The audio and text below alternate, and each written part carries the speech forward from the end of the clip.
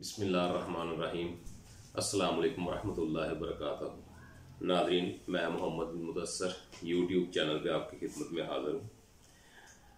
जैसा कि आपने थंबनेल में देख लिया होगा कि आज का हमारा टाइटल है कानून वरासत, द लॉ ऑफ इनहेरिटेंस। तो ये बहुत वसी व अरीज़ मौजू है। इसको इस तरह एक वीडियो में इसको नहीं अहाता किया जा सकता। मेरी वीडियोस हैं पहले भी इस हवाले से, लेकिन वो स्पेसिफिक एक शजरा नसब बना के और उसमें मतवफ़ी को ज़ाहिर करके तो फिर उसके हिस्से और रकबा निकाला जाता है। उस हवाले से मेरी वीडियोस हैं, 5-6 वीडियोस हैं, वो आप देख सकते हैं। लेकिन उसके अलावा बहुत से सवालात पैदा हो रहे थे, दोस्त हज़रात पूछ रहे थे कमेंट्स में भी कि अगर इस तरह से हो जाए तो फिर कितने हिस्से से होंगे, इस तरह से हो जाए तो फिर कितने हिस्से से होंगे। तो मैंने सोचा कि एक इसके ऊपर अपनी तरफ में से मैं कोशिश करूं कि विरासत के जो कवानीन हैं और विरासत के जो हिस्से हैं मुख्तलिफ सूरतों में, उनके बारे में आपको बता सकूं। तो विरासत करने के लिए 3 चीज़ें होने बहुत ज़रूरी हैं। यानी कि विरासत के 3 असूल होते हैं। 3 चीज़ें हों तो फिर ही विरासत की जा सकती है, जिसमें सबसे पहले नंबर पे है कि जिसका माल है, जिसकी विरासत मतलूब है, उस बंदे का फौत हो जाना। ये पहली शर्त है कि जिसका माल है वो बंदा फौत हो चुका हो। दूसरे नंबर पे है कि माल या विरासत उसका मौजूद होना।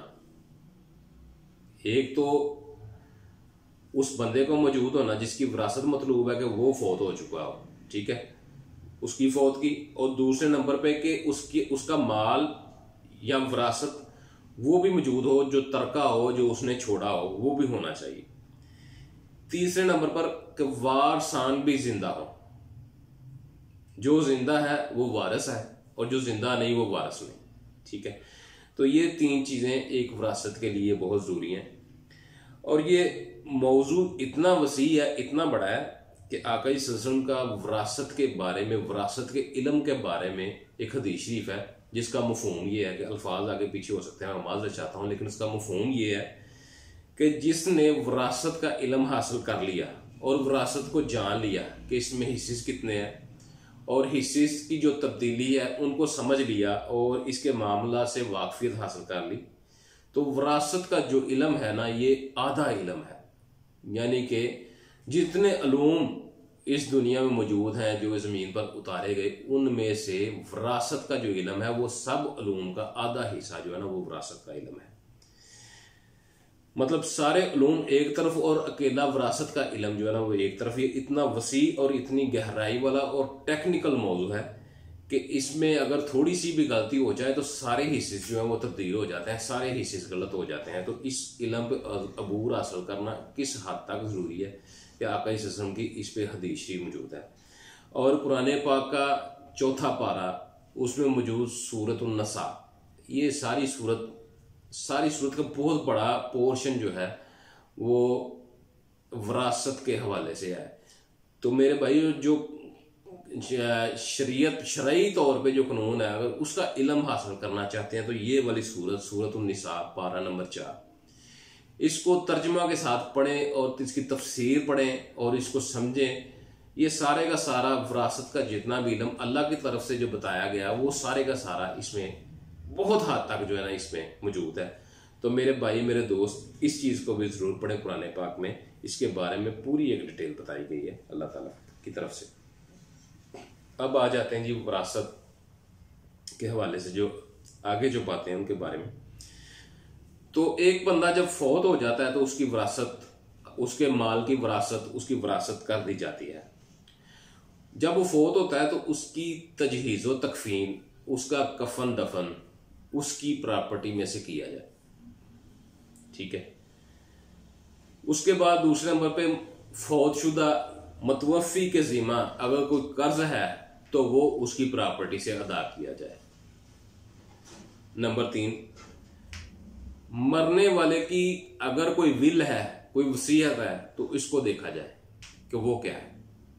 मतलब एक बंदा फौत हो गया, उसकी प्रॉपर्टी है, वो 1 लाख है या 5 लाख है या 10 लाख है, उसमें से सबसे पहले उसकी तजहीज़ व तकफीन के पैसे उसमें से निकाले जाएं, फिर दूसरे नंबर पे उस पे जो कर्ज है वो अदा कर दिया जाए।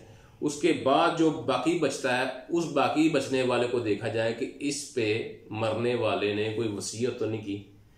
अगर उसने कोई वसीयत की हुई है तो उसमें से उस वसीयत के हवाले से, मतलब वो अपनी ज़िंदगी में कहा जाता है कि जी मेरी जायदाद का इतना या इतना या इतना ये किसी मस्जिद को दे दिया जाए, किसी मदरसे को दे दिया जाए, या किसी भी रफ़ाए आमा के काम में लगा दिया जाए।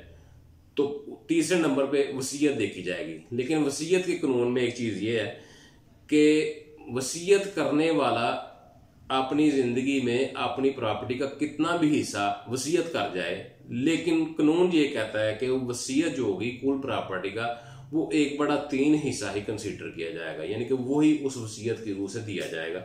लेकिन अगर वसीयत करने वाला उससे ज़्यादा वसीयत कर जाता है कि इतना हिस्सा दे दिया जाए, तो जो उस मतवफ़ी के मरने वाले के वारसान होंगे उनकी बाहमी रजामंदी से ये वसीयत के मुताबिक भी वो कर सकते हैं, उसकी गुंजाइश मौजूद है। लेकिन अगर वो ना करें तो 1/3 हिस्सा वसीयत की नज़र हो जाएगा।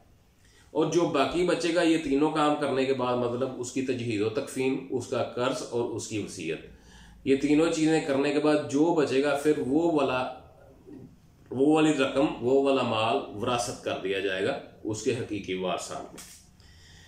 तो हकीकी वारसान में सबसे पहले मरने वाले के वालिदैन को देखा जाता है कि उसके वालिदैन जिंदा है या नहीं है, वालिद जिंदा है या वालदा जिंदा है या दोनों जिंदा है। अगर वालिद जिंदा है तो वो जो पहले वाले 3 काम करने के बाद बाकी जो बचेगा उसमें से 1/6 हिस्सा मरने वाले के वालिद को मिल जाएगा।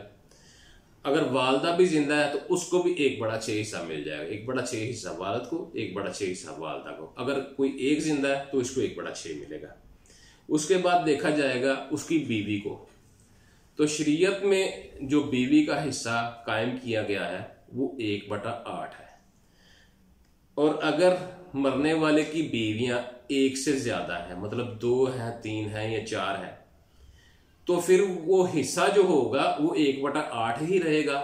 लेकिन अगर बीवियां 2 हैं तो वो 1/8 2 बीवियों में तकसीम हो जाएगा। अगर बीवियां 3 हैं तो वो 1/8 3 बीवियों में तकसीम हो जाएगा। अगर 4 हैं तो वो 1/8 4 बीवियों में तकसीम हो जाएगा। ये नहीं होगा कि अगर एक बीवी है तो उसको 1/8 मिल गया, दूसरी 2 बीवियां तो दोनों को 1/8, एक को और 1/8 एक को मिल जाएगा। इस तरह से नहीं होगा। अगर 2 बीवियां तो वो हिस्सा कम हो गए 1/16 और 1/16 इसमें तकसीम हो जाएगा। अगर ज्यादा है तो वो फिर मजीद तकसीमदार तकसीम हो जाएगा। तो बीवी का हिस्सा जो है वो 1/8 मुकर्रर किया गया है। उसके बाद देखा जाएगा कि इसके बच्चे हैं या नहीं है। अगर बच्चे हैं तो फिर अगर मिसाल के तौर पे एक बेटा है और 2 बेटियां हैं तो जो बाकी बचेगा वालिदैन को देने के बाद और बेवा को देने के बाद जो बचेगा उस हिस्से में से 2 हिस्से एक बेटे को और एक हिस्सा एक बेटी को दे दिया जाएगा। यानी बेटे का हिस्सा डबल होगा और बेटी का हिस्सा आधा होगा। ये कुरान पाक की सूरह निसा जो है उसमें जो है ना वाज़ेह तरीके से समझाई गई हैं ये वो चीज़ें कि बेटे का हिस्सा ज़्यादा क्यों और बेटी का कम क्यों। तो अगर एक बेटा 2 बेटियां हैं तो आधा हिस्सा जो है वो एक बेटे को मिल जाएगा और आधा हिस्सा दोनों बेटियों को मिल जाएगा। अब एक बात मैं इसमें जो है ना वो थोड़ी सी इससे हट के भी बताना चाहूँगा कि कुछ लोग इसमें जो है ना बड़ा इस पे आजकल के दौर में बात उठाते हैं कि बेटी का हिस्सा आधा क्यों है, बेटे का हिस्सा डबल है और बेटी का हिस्सा सिंगल है, तो ये क्या है। तो इसमें एक तो ये है कि आम तौर पे हमारे मुआशरे में, इस्लामी मुआशरे में घर की सारी जिम्मेदारी जो होती है वो बेटे पे ही होती है, यानी कि मर्द पे होती है।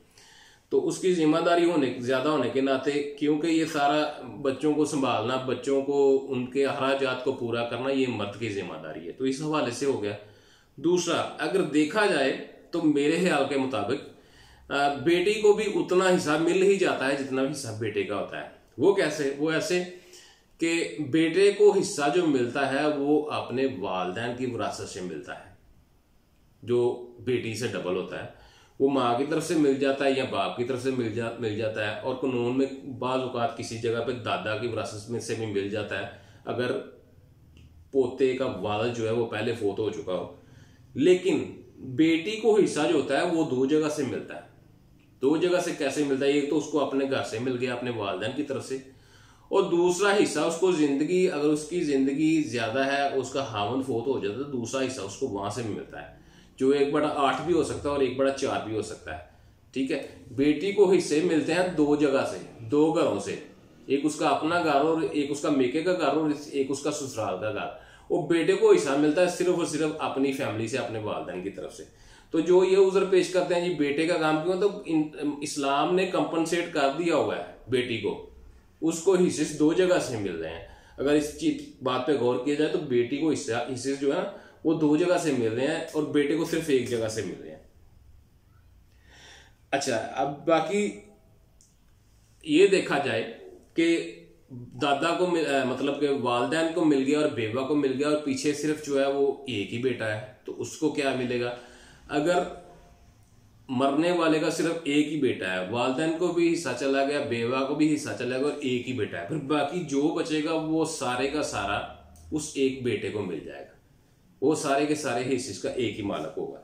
लेकिन अगर एक बेटी है, सिर्फ बेटा कोई नहीं, सिर्फ एक बेटी है, तो वालिदैन और बेवा के बाद जो बचेगा उसमें से आधा जो है वो बेटी को मिल जाएगा और आधा जो होगा वो वापस वालिदैन की तरफ चला जाएगा, दादा की तरफ चला जाएगा। और अगर बेटियां जो है वो 2 या 2 से ज्यादा हैं तो फिर उनको 2/3 हिस्सा मिलेगा, यानी कि बाकी जितना भी बच जाएगा वालिदैन को देने के बाद, बेवा को देने के बाद जो बचेगा उसको 3 हिस्सों में तकसीम कर दिया जाएगा और 3 हिस्सों में से 2 हिस्से बेटियों को मिल जाएंगे और एक हिस्सा वापस वालिदैन को चला जाएगा। अब यह कि बाज़ जगह पे ये होता है कि वालिदैन को हिस्सा चला गया, बेवा को हिस्सा चला गया, लेकिन औलाद कोई नहीं है, तो फिर इस सूरत में बेवा को जो है वो 1/8 की बजाय 1/4 हिस्सा मिलेगा और बाकी जो हिस्से बचेंगे वो फिर वापस वालिदैन को चले जाएंगे। मेरा ख्याल बात आपकी समझ में आ गई होगी। अब एक और बड़ा बारीक सा नुक्ता है कि मिसाल के तौर पे शोहर ने अपनी बीवी को तलाक दे दी, ठीक है, तलाक देने के बाद शोहर का इंतकाल हो जाता है, ठीक है, और इद्दत का जो टाइम जितना मुकर्रर किया गया है शोहर के फौत होने के बाद, वो उसी मुद्दत में, तलाक के बाद उसी मुद्दत में शोहर का इंतकाल हो गया और वो इद्दत के दौरान वाला जो टाइम है वो बीवी जो होगी उसको 1/8 हिस्सा मिल जाएगा, उसको कोई नहीं रोक सकता। और अगर उसकी औलाद नहीं है तो उसको 1/4 हिस्सा मिल जाएगा, यानी कि कुल प्रॉपर्टी का, कुल रकम का, कुल मलकियत का चौथा हिस्सा अगर औलाद नहीं है। अगर औलाद मौजूद है तो 1/8 हिस्सा मिल जाएगा। ये वाली सूरतें। अब आ जाए जी, अगर बीवी जो है वो प्रॉपर्टी की मालक है, वो रकम की मालक है और वो फोत हो जाती है, तो फिर हिस्से क्या होंगे? फिर जो शोहर को हिस्सा मिलेगा वो बीवी की मलकियत का 1/4 शोहर को मिल जाएगा, यानी कि बीवी फोत होने के बाद खामद का जो हिस्सा है वो चौथा हिस्सा है, वो चौथा हिस्सा उसको मिल जाएगा, बाकी जो होगा वो उसके बच्चों में तकसीम हो जाएगा। उसी तरह से 2 हिस्से बेटे के और 1 हिस्सा बेटी का। लेकिन अगर मतवफिया यानी कि मरने वाले की औलाद मौजूद नहीं है तो फिर क्या होगा? फिर सूरत ये होगी कि जितनी भी प्रॉपर्टी या रकम उस मतवफिया की मलकियत होगी उसका आधा हिस्सा शोहर को मिल जाएगा और बाकी आधा हिस्सा उसके पेरेंट्स को, उसके वालिदैन को वापस चला जाएगा। अच्छा, एक और चीज कि अगर कोई बेटा या बेटी अपने वालिद को या वालदा जो जिनकी विरासत मतलूब है या जो रकम और प्रॉपर्टी के मालकान है, वालिद या वालदा, उनको अगर वो कत्ल कर देते हैं, बेटा या बेटी अपने वालिद या वालदा को जो मालक राजी है उनको कत्ल कर देते हैं और उनके कत्ल होने के बाद जब मरने वाले का, कत्ल होने वाले का विरासत का इंतकाल दर्ज होगा या उनकी विरासत होगी, तो उस विरासत में उस कातल बेटे या बेटी का हिस्सा नहीं होगा। जब उनकी विरासत का अंदराज किया जाएगा तो उनको उसमें से छोड़ दिया जाएगा, उनको हिस्सा नहीं मिलेगा। ये शरीयत का कानून है, ठीक है। अब इसके आगे आ जाएं। अब अगर कोई वालिदैन अपने बेटे को या बेटी को, हम अपने मुआशरे में देखते हैं, न्यूज़ में भी तकरीबन अब तो हर अखबार जो है उसका वो एक पूरा पेज है जिसमें लिखा होता है कि मैंने अपने इस बेटे को इस वजह से वजह नाफरमानी मैं अपनी जायदाद से आग करता हूँ। वालदा लिख देती है कि मैं इसको आग करती हूँ, बेटे को या बेटी को आग कर दिया जाता है। तो आग कर देने का जो नजरिया है वो इस्लाम का नहीं है। कानून और शरीयत में आग की कोई गुंजाइश नहीं है। जो बेटा है वो बेटा ही रहेगा, जो बेटी है वो बेटी ही रहेगी। हाँ, ये हो सकता है कि आपने अपनी जिंदगी में आग कर दिया है, तो आप अपनी जिंदगी में, अगर आप अपनी जिंदगी के बाद भी उसको कुछ नहीं देना चाहते तो अपनी जिंदगी में जिनको देना चाहते हैं उनको दे दें। अगर आप नहीं देंगे तो कानून इसमें कोई रुकावट नहीं बनेगा, शरीयत इसमें कोई रुकावट नहीं बनेगी। आपकी जिंदगी के बाद जैसे दूसरा आपका बेटा है या जैसे दूसरी आपकी कोई बेटी है, उतना ही इसका राइट माना जाएगा और उसको मिलेगा। आग कर देना या आग का इस्तेमाल जो है वो आपकी जिंदगी के बाद नहीं होगा। आपकी जिंदगी के बाद जितना हिस्से के हकदार दूसरे बेटे या बेटियां, उतना ही जिसको आग किया गया है उसको भी उतना ही शेयर मिलेगा, वो कोई नहीं रोक सकता। तो ये आग कर देने का जो नजरिया है ना, ये इस्लामी नहीं है। ये बस ना इसका इस चीज से तल्लुक कोई नहीं, इसमें विरासत के ऊपर कोई फर्क नहीं पड़ता। अब एक और चीज होती है कि मरने के बाद जो पेंशन की रकम मिलती है, तो अमूमी तौर पे हमारे मुआशरे में ये होता है कि वो तमाम की तमाम रकम उठा के बेवा के हवाले कर दी जाती है। तो पेंशन जो है ये भी एक किस्म की मरने वाले की विरासत है। तो इसके हिस्से भी उसी तरह से किए जाएंगे जैसे मैं पीछे बयान कर चुका हूं। जिस वारस का विरासत में हिस्सा है, पेंशन भी उसी तरह से तकसीम होगी, उसका भी उतना ही हिस्सा दूसरे वारसान को भी मिलेगा, क्योंकि विरासत जो होती है वो भी फौतशुदा की विरासत होती है। अच्छा, कानून विरासत के हवाले से जो ना इसकी एक बड़ी खूबसूरत इसकी एक खसूसियत है कि विरासत के वक़्त मौजूद जो करीब के हकदार या हिस्सादारान या रिश्तेदार होते हैं, करीब के जो कानूनी वारस होते हैं, उनकी मौजूदगी में जो दूर के वारसान होते हैं वो प्रॉपर्टी में या विरासत में महरूम हो जाते हैं।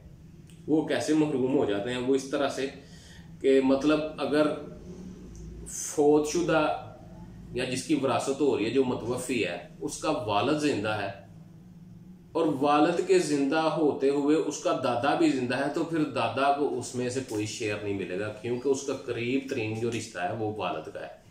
तो वालिद की मौजूदगी में दादा को विरासत में हिस्सा नहीं मिलेगा। और अगर बेटा जिंदा है तो बेटे के जिंदा होते हुए, ये कानून बता रहा हूं, शरीयत पे मैं इसके हवाले से बाद में बात करूंगा। कानून ये कहता है कि अगर बेटा जिंदा है तो फिर पोते को हिस्सा नहीं मिलेगा। लेकिन कानून में ये है कि अगर बेटा जो है वो फौतशुदा है और पोता जिंदा है तो फिर पोते को हिस्सा मिल जाएगा। इसकी मैं आगे जाके बात करता हूं। शरीयत जो है ना वो इसके बारे में ना कुछ और कहती है। शरीयत ये कहती है कि दादा की वसीयत में, विरासत में, दादा की विरासत में पोते का कोई हिस्सा नहीं। इस बात का मतलब ये है कि अगर एक बंदा फौत हो जाता है, उसके 4 बेटे हैं और उनमें से 4 बेटों में से एक बेटा उसकी जिंदगी में ही फौत हो चुका है, जिसकी औलाद मौजूद है, उसका पोता पोती या पोते पोतियां मौजूद है, लेकिन जब वो फौत होगा खुद तो उसकी विरासत में उन पोते पोतियों का कोई हिस्सा नहीं होगा जिनका वालिद फौत हो चुका है। यानी कि उस फौतशुदा का जब जो बेटा फौत हो चुका है उसके औलाद का हिस्सा दादा की विरासत में नहीं है, शरीयत ये कहती है। अब इस पे बहुत सवाल उठाए जाते हैं, आप भी सुनेंगे, आपको भी लगेगा ये कैसा है, ये ऐसा तो नहीं होना चाहिए। लेकिन अल्लाह ताला के जितने काम हैं उनमें कुछ ना कुछ जो है ना वो हिकमत मौजूद है। तो इसमें हिकमत ये है कि एक्सचेंज के लिए प्रॉपर्टी मुंतकिल करने के लिए, रकम मुंतकिल करने के लिए 27 सूरतें हैं, जिनमें से एक सूरत यह है कि विरासत।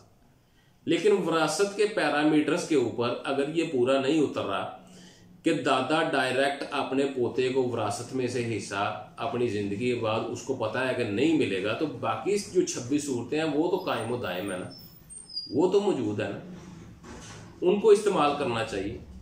शरीयत ये कहती है कि आप अहसन तरीके से अपनी जिंदगी में ही अगर ऐसा वाकया रूनमा हो जाता है कि आपका बेटा वफात पा जाता है और उसके बाद आपके पोते पोतियां जिंदा हैं या उसकी औलाद जिंदा है, तो उसको अपनी जिंदगी में ही कंपनसेट करें।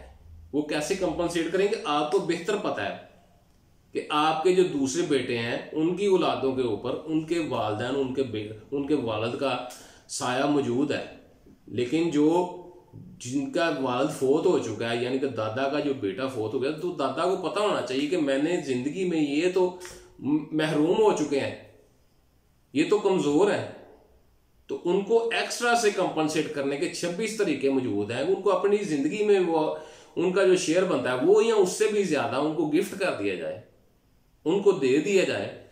अगर वो जिंदगी में नहीं करना चाहते और ये चाहते हैं कि बाकियों के साथ जब मैं दुनिया से जाऊं तो बाकियों के साथ इनको भी हिस्से मिले, तो वो वसीयत करके जाएं कि इतना हिस्सा इनको मिलना चाहिए, जितने हिस्सा उनका बनता है वो या उससे ज्यादा जितने की वो वसीयत करेंगे, टोटल का 1/3 तो दे सकते हैं ना, जैसे मैंने आपको पहले बताया।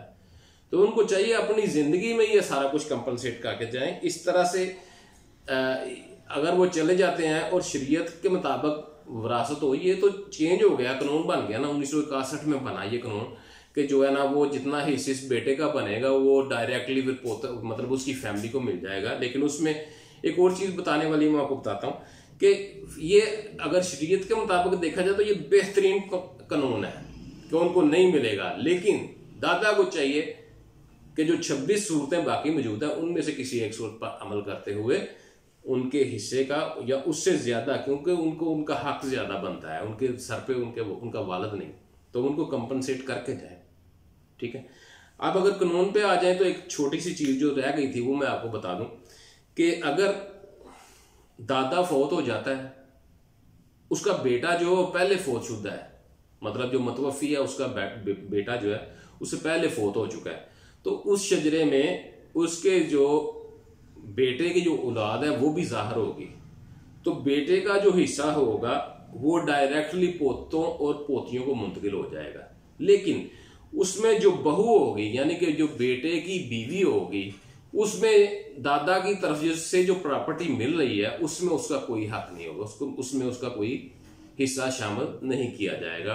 वो डायरेक्ट जो है, मतलब अगर उसके बेटे के नाम पे कोई प्रॉपर्टी होती, उसकी विरासत का इंतकाल होता तो 1/8 हिस्सा बेवा को मिल जाना था, लेकिन बेटे की बीवी को दादा की विरासत में, मतलब जो फौत हो गया उसके बेटा अगर पहले फौत हो चुका है तो उसकी बीवी को उसमें कोई हिस्सा नहीं मिलेगा, वो सारे का सारा उसकी औलाद को मुंतकिल कर दिया जाएगा। तो ये है कि जो बाकी जो 26 सूरतें हैं उन पे अमल करके दादा अपने यतीम पोते पोतियों का सहारा भी बन सकता है और उनको अच्छे तरीके से कंपनसेट भी किया जा सकता है। तो ये जो मोटे मोटे जो कवानीन है वो मैंने आपको बता दिए हैं। तो इसमें आगे चल के बड़ी बारीकियां हैं इसमें, मतलब मैं सारी जितना भी कानून विरासत है उसमें उसका ये 15 मिनट की या 18 मिनट की 20 मिनट की वीडियो में उसका हाथा नहीं कर सकता। अगर इसको एक एक नुक्ते को लेके चलें, ये 1 दिन 2 दिन 10 दिन 1 महीना 1 साल भी लगे रहे तो ये मुकम्मल नहीं होता। तो इसको सीखना इतना जरूरी है ये कानून विरासत का कि मैं अपने दोस्त भाइयों से ये रिक्वेस्ट करता हूँ कि इसको सीखें। अगर आप विरासत के कवानीन को सीखें, कुरान पाक की सूरतुन निसा को पढ़ें, तर्जमे के साथ पढ़ें, तफसीर के साथ पढ़ें, इस वीडियो को बार बार देखें, गौर से देखें, तो अगर आप ये हासिल कर लेते हैं अल्लाह ताला आपका जहन खोलेगा, अल्लाह ताला आपके इल्म में इजाफा करेगा, क्योंकि ये आका ने फरमाया कि ये आधा इल्म है। ठीक है। तो जिसके ऊपर अल्लाह पाक ने भी कुरान पाक में सूरत उतार दी, उस पर सारा कुछ लिखा कि ये कैसे कैसे है। तो इसको जरूर मेरे भैया सीखें, ये आपके सीखने के लिए मैं वीडियोस बनाता हूँ। तो आपका बहुत शुक्रिया, ये आपका अपना चैनल है, इसका ख्याल रखा करें। तो इस वीडियो को जरूर शुरू से लेकर एंड तक मेरी सारी वीडियोस को देखा करें, ये आपके इल्म के लिए होती हैं। तो चैनल को सब्सक्राइब करें, बेल आइकन को दबा दें, आपको वीडियो सारी बर वक्त मिले। और आपका बहुत शुक्रिया। अपना ख्याल रखें। अस्सलाम वालेकुम रहमतुल्लाहि व बरकातहू।